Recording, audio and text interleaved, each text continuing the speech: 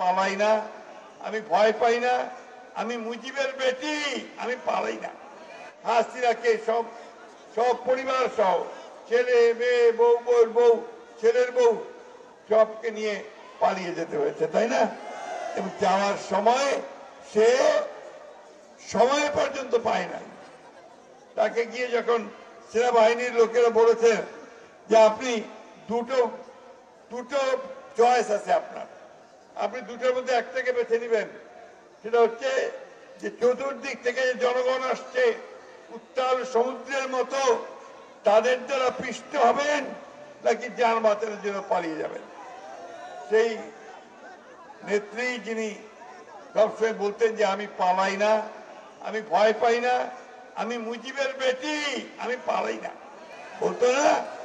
কিন্তু সেই মহিলা তখন জীবন দিয়ে তার নেতা কর্মীদেরকে ছেড়ে দিয়ে সমস্ত সারা দেশে যে অসংখ্য আওয়ামী লীগেররা আছে তাদেরকে বিপদে ফেলে দিয়ে সে পালিয়ে গেছে, তাই না? এই অঞ্চলে তো অনেক মানুষ আছেন যারা আওয়ামী লীগ করতেন, তাই না ভাই?